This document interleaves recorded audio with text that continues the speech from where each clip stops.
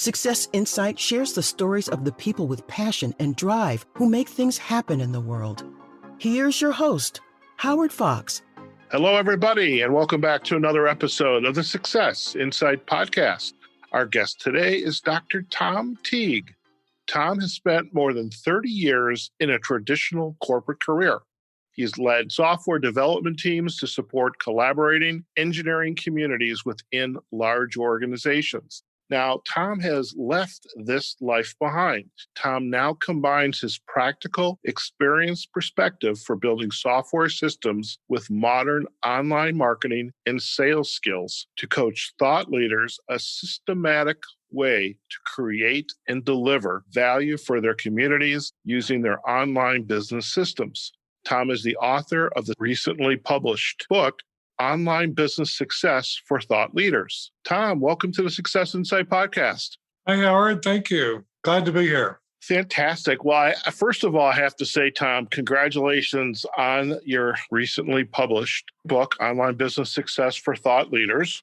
And really, for our listeners, in the spirit of the ultimate full disclosure, Tom and I are good friends, and we have been in each other's, let's just say, sandboxes for many years now. But what really is phenomenal is to see Tom take this very technical career he has had and really become, and especially now with the launch of this new book, really the guru when it comes to online marketing and sales skills, especially to create the online business. So Tom, once again, welcome to Success Insight, and thanks for taking time out of your busy day, no doubt, to chat with me and provide some insights to our audience.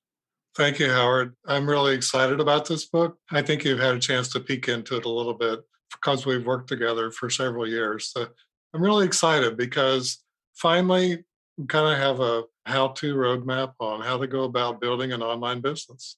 You know, I really, as I was reading off this introduction, I had this flash, come through my head. Is like, oh my God, where was this when I was just starting out? Because I think, what was it, last Friday, which was I believe it was like the 12th, 9 years ago, I got laid off from my IT job.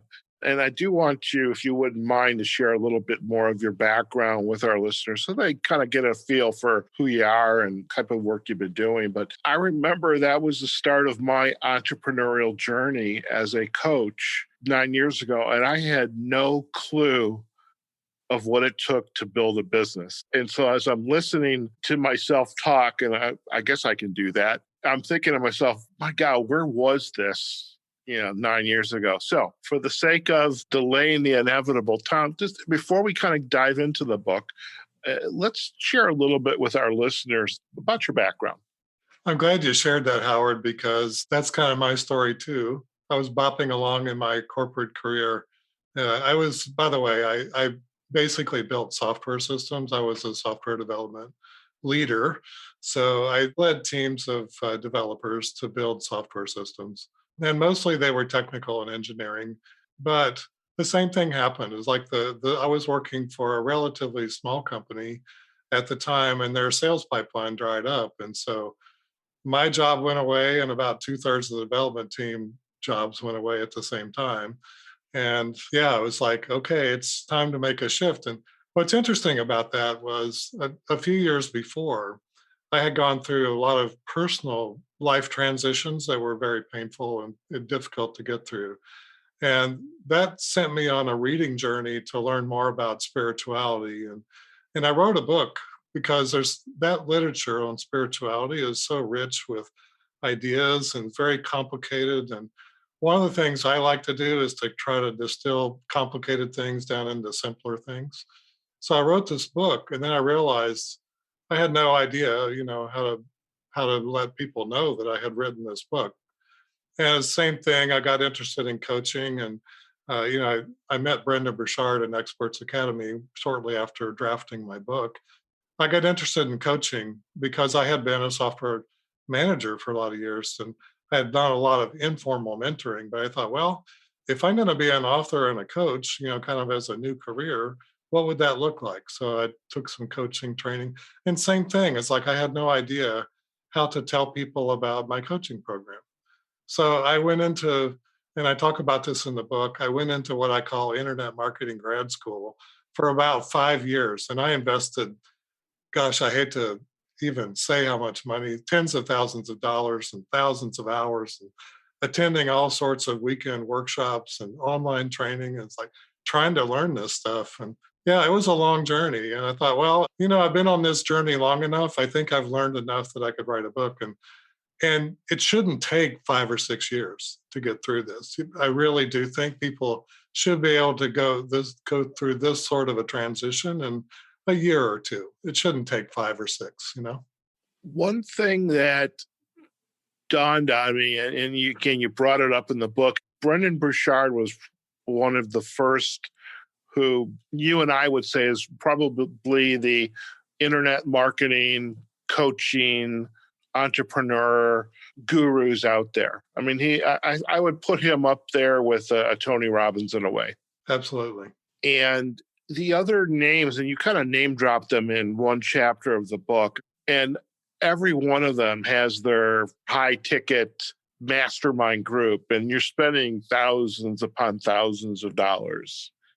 Did you find that you were getting just little tidbits of insight from those, or was it repeating? Because at some point, when you and I first met, and this was probably 2016, I think, or 17, this idea of this online business success was really getting some legs for you.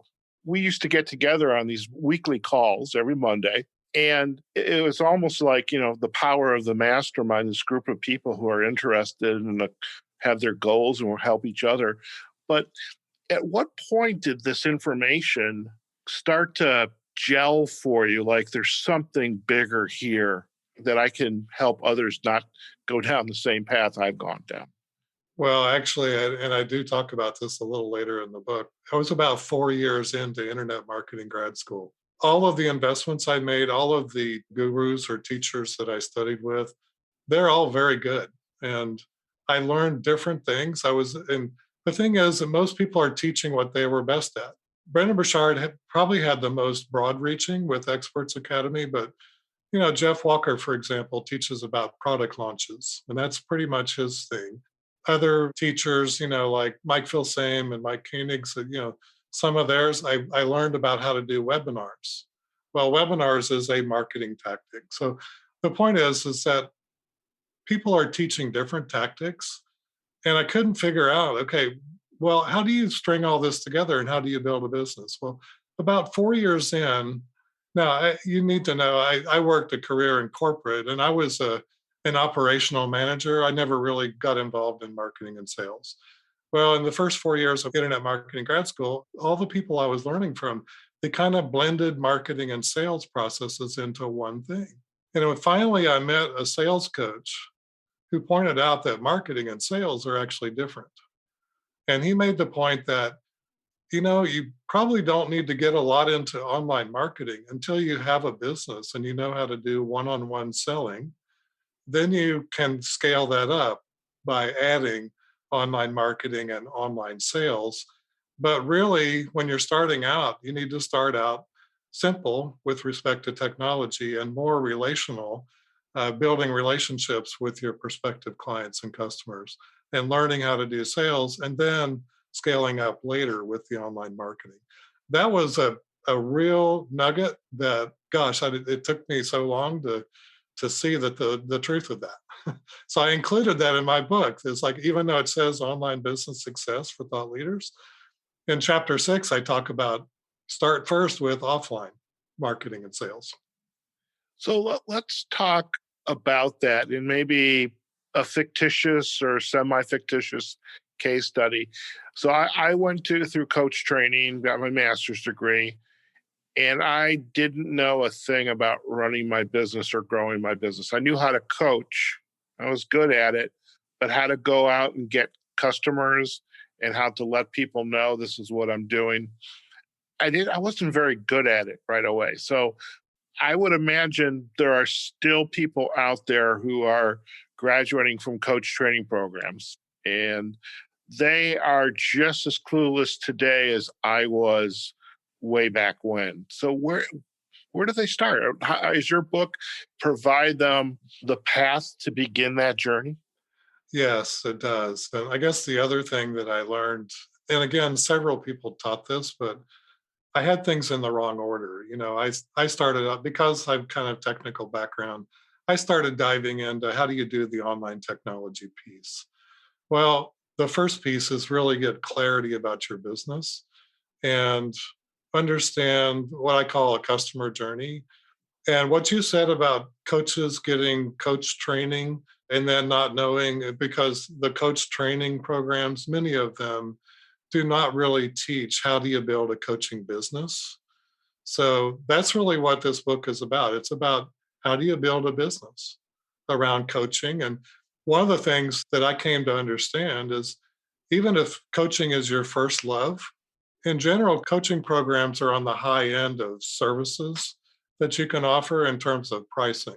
So if you're trying to build a relationship with people before they're going to want to spend a lot of money with you, you need to give them the opportunity to spend a little bit of money with you and give people a chance to interact with you. So, for example, well, like writing this book. The book's, it's a $20 product. It's not so expensive, right? So people can read this book and they can start getting to know me, or they can listen to the audiobook. I'm going to produce that too. They start getting to know me at a relatively low price point and then say, hey, what else do you have? So maybe I'll have an online course and it's a little bit more. It's not $20, but it's more.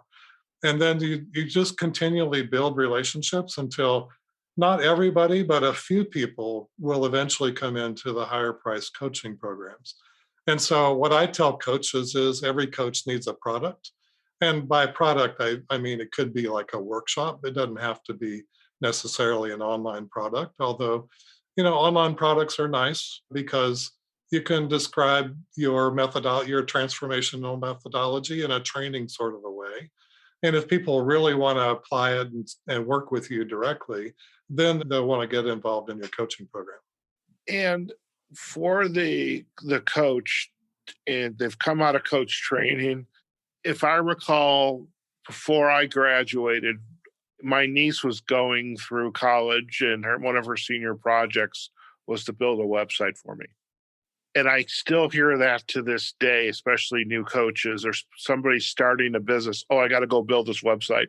And they invest all this money and time and energy, and it quickly grinds to a halt because the platform changes. There's the upkeep to keep it running. And at the end of the day, they don't get any business either. I've been there. Me too. How does the book help prevent that? I don't know, maybe it's a shiny object. Oh, I got to have a website. How do we prevent, how are you helping your ideal client, who is the thought leaders, and those are coaches, consultants, entrepreneurs who have something to offer? How are you helping them navigate that dangerous pothole-filled journey?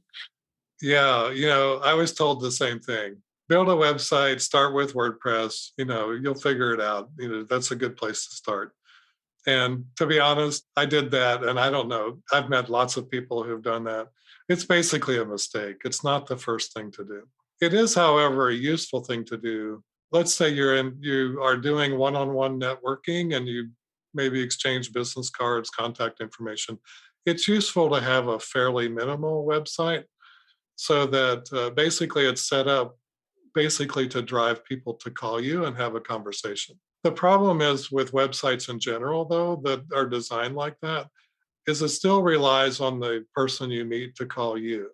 So what I say about networking is, it's like, yes, go ahead and network, get contact information. But where most people fall down on the networking is they don't follow up, and I'm guilty too. God, yes. Most yes. people I've talked to are guilty of not following up, but that is what you need to do. And the same thing with your website. It's like when you reach out to people and you say, hey, let's have a conversation, they're going to maybe want to check you out a little bit before they get on the phone with you. Having a little minimal website about your business, what problems you solve, how you help people, maybe a little bit about yourself and your credentials, just so people know your background. And then a way to contact you. Very simple. I call it basically it's a core website. There's 3 pages. It's your homepage, the about page, which is about you, and a contact page where they can send you an email message or call you or schedule an appointment, something like that. Okay. That's actually step 2, though. And later in the book, when I have like 10 sprints you can do, 10 mini projects, that's actually the second project. Okay. It's probably a good time then, I think, to, perhaps segue. Let's start with the beginning and let's talk about the book, Online Business Success for Thought Leaders. And so all throughout your years, you're going through your own personal MBA program, master's program. Now you've assembled all these ideas and, what concepts I need to share, what order they go in. So how is it presented? And to give somebody like me, the me 8 years ago or 10 years ago, however many years ago it was, to get started? How does that help that me or that newbie get started?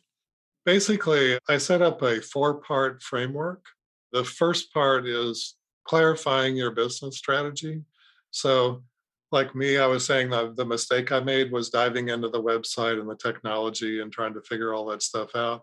That's actually step 2. But step 1 is get really clear about your business. And I have 4 chapters in that part. And the first one talks about just websites in general, because that's where a lot of people want to start. It's like, well, make your website engaging. I talk about passive websites, or I also call them e-commerce designs, where it's kind of like people think, and we've been told for years, that your website is your online storefront, where it's all about you and what you're selling and stuff like that. That's a shift in perspective, really is. It isn't about you, it's about your prospective customer and what problems do they have that you can help them solve. So that's the first, is like shift your website around to it's really about the visitor who comes to your website. Then I go from there and I talk about, first of all, what is a business? Because me coming out of a corporate environment, I really hadn't thought about what are all the aspects of a business, and in particular, what does a thought leader business look like? So that's the next chapter. And then after that, I talk about actually 2 things. So the third and fourth chapters are, first of all, clarify about what is your business, and I talk about something I call the 8 M's, but basically there's a systematic way to think about mindset and motivation and money and methodology and there's several M's. From there, then, to build a customer journey. How do I meet people? How do I bring them along on a journey to eventually get to my coaching program? Then there's part 2. Part 2 is all about systems and selecting systems. And believe me, there's a lot of complexity there.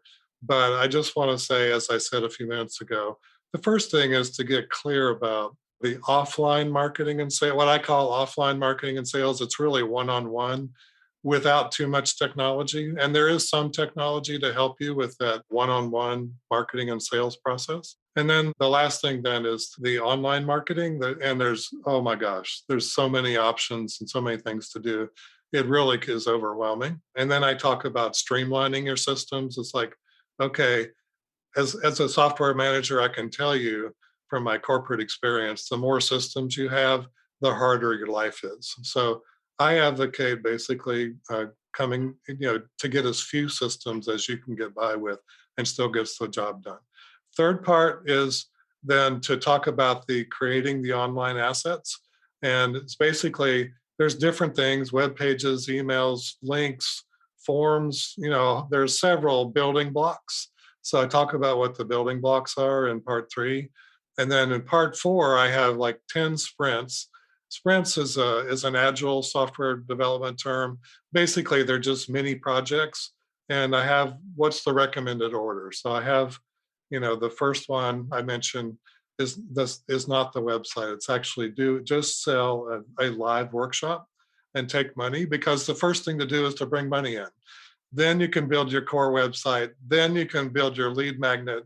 Then you can build your online product and go and so forth. So I give you the right order to build your system. Fantastic. So that's in a nutshell. That's kind of the overview. I'm thinking, Tom, and just let this stew around a little bit for you, but I think with your experience and having lived through this experience, myself having lived through it as well and still struggling in certain areas, I think we could do a good service, for our listeners and other future listeners of this podcast by perhaps going a little bit deeper into this 4-step process for your online business success. So it seems to me we could easily come back and talk about the business strategy, because I think that was the major aha for me.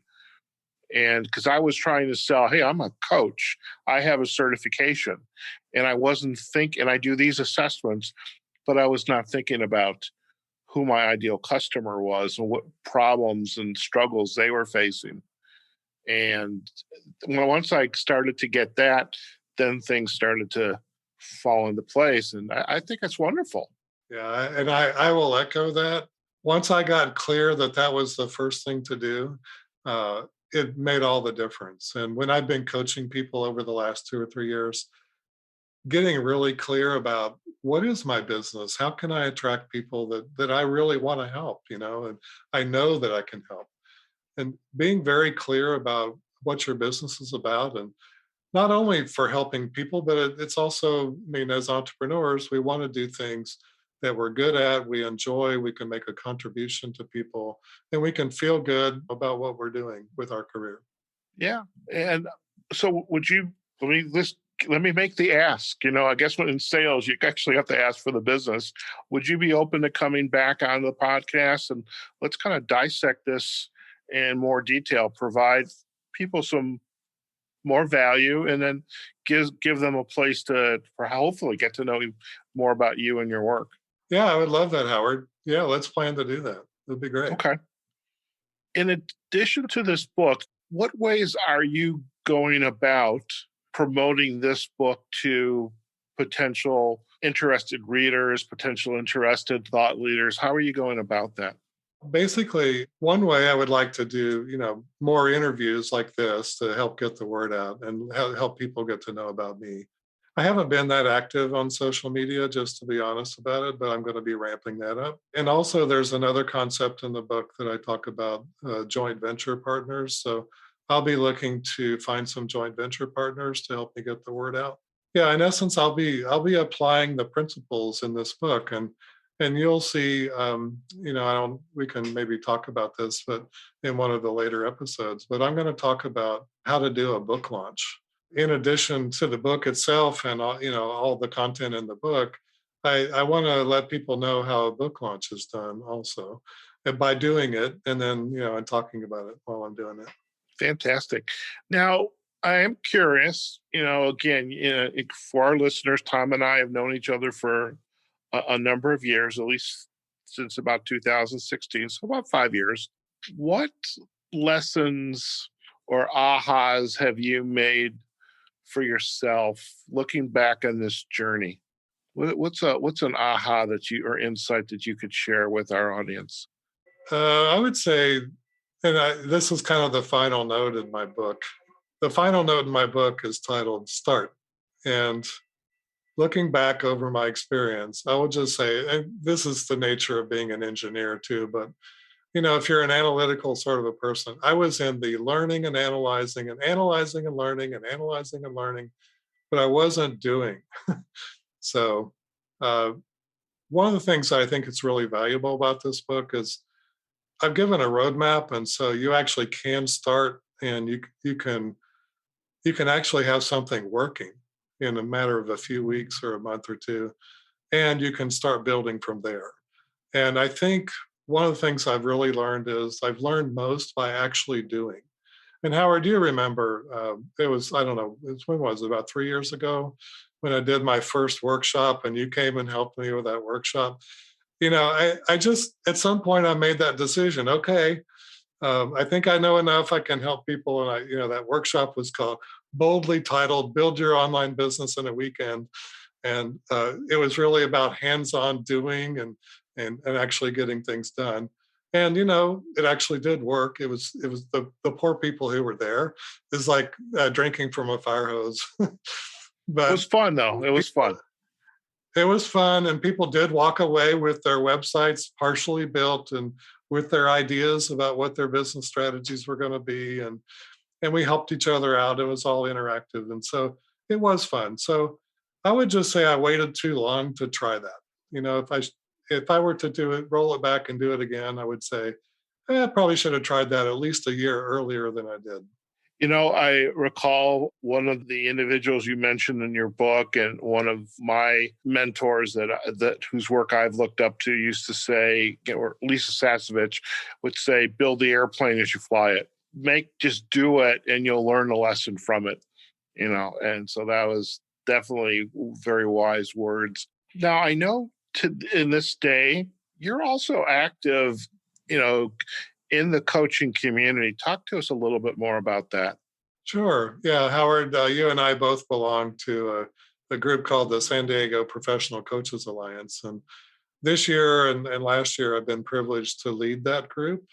And last year, with COVID coming through, we used to meet every month in person, and we switched that over to a virtual meeting. And so now, Howard, I know you live in Las Vegas, and I live in Oceanside, which is near San Diego. But we have members all over the country. We have members in New York and even in Canada. So anyway, it's so even though we call ourselves San Diego Professional Coaches Alliance, we actually are becoming international. And I have to, for our listeners, when I did go out and help Tom 3-4 years ago with this event, it was because of that event that I learned about the San Diego Professional Coaches Alliance, and waking up and enjoying my coffee, watching the sunrise in San Diego Harbor was like, okay, I want this for the rest of my life. And so when I made my move from Chicago last July, Tom, Las Vegas actually was number 2 on the list. So it worked out. But San Diego's, if we ever go in person again, I will be there. Yeah, well, I'm hoping, with the vaccine, and hopefully we'll be able to start gathering again. Who knows when, maybe around the end of the year, early next year. I would love to see the San Diego Coaches Alliance maybe have a weekend event so people could travel and be with us. I totally agree with that. And I think you're right. I mean, this type of an organization, if you and I can speak to coaches, anybody that's in a helping type profession where it's could be consultative, could be coaching, definitely check out the San Diego Professional Coaches Alliance, and we'll definitely provide the backlinks to their site on our show notes. Tom, we're going to definitely plan to have you come back onto the Success Insight podcast. How dare we not share the rest of this information with folks to help them not go down the same journey you and I have gone down, and let's get them online and march towards success a little bit sooner with better knowledge and better understanding of what it takes to grow a business and thrive and make a difference in the world. So look forward to having you back on the Success Insight podcast to do just that. Hey, I'm looking forward to it, Howard. And you're right. Nobody should have to suffer years and years. That was really why I wrote the book. It's like, I want people to get through this process in a year or two, not 6 or 7. Fantastic. So, Tom, before we head out, if our listeners would like to learn more about you and your work, where are the best places for them to go?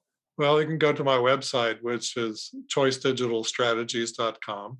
Yeah, and also I'm putting up basically a URL for my book. So that would be onlinebusinesssuccessbook.com. And I would encourage you to go there because by the time it's not there yet, I'm still working on it. But by the time this is broadcast, I'll have some extra bonuses for you. If you go there, you can sign up for the free bonuses that I have. Fantastic. Now, you're also on LinkedIn and Facebook, and we'll provide the backlinks to those social sites as well. Tom, it's a pleasure to have you on Success Insight podcast. You were around when we were masterminding about the fruition of, this very podcast. And, you got busy with your work. I got busy with mine. And, just what better time to actually twist your arm and get you back on the podcast? So I appreciate that.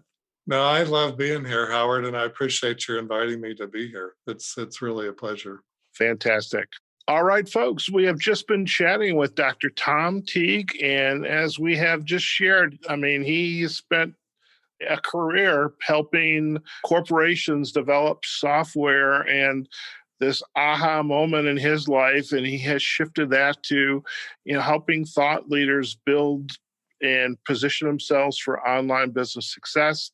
And in fact, his book, Online Business Success for Thought Leaders, was recently published. And I've already twisted Tom's arm enough, and he's going to be coming back on to the show so we can kind of dive deeper for you in understanding what the steps to the online business success system, because this is important. And I remember in my coaching journey going back to school, and just because I had that certification as a coach, I still struggled in how to build my business and, who my ideal clients were, how I was going to support them, how I could introduce myself to them, and how I could run my business. And Tom has provided a wonderful roadmap in this book. And I'm so happy he's going to be coming back onto the podcast and share it with our listeners. All right, folks, wherever you are, whatever you're doing, go out there, have a phenomenal day. Do go out and check Tom's website, Choice Digital Strategies. Do visit his book, onlinebusinesssuccessbook.com, so you can see what specials he has to offer. And you could find us on our main webpage, successinsightpodcast.com. We're also on Facebook and LinkedIn and the major podcasting platforms, Google Podcast, Apple Podcast, Amazon Music, iHeartRadio, Spotify, Pandora, as well as on YouTube. Okay, folks, wherever you are, whatever you're doing, go out there, have a phenomenal day, and we'll see you on the next episode of the Success Insight Podcast. Take care now. Success Insight is a production of Fox Coaching and First Story Strategies. Find us online, successinsightpodcast.com.